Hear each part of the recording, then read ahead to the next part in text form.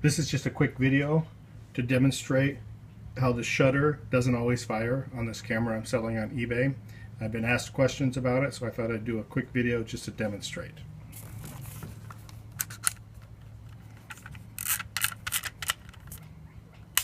Fires.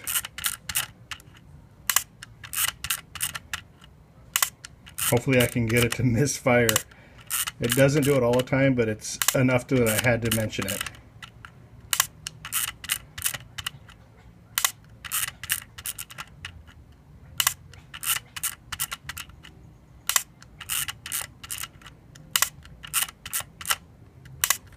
Okay, it doesn't look like it wants to misfire.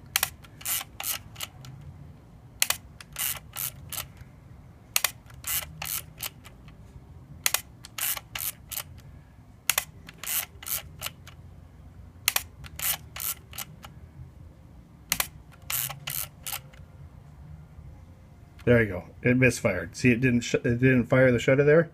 Now it did fire. On to the next picture. Fires. Yeah.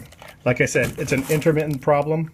It doesn't happen all the time, but it does happen, so I wanted full disclosure so that you know what you're getting.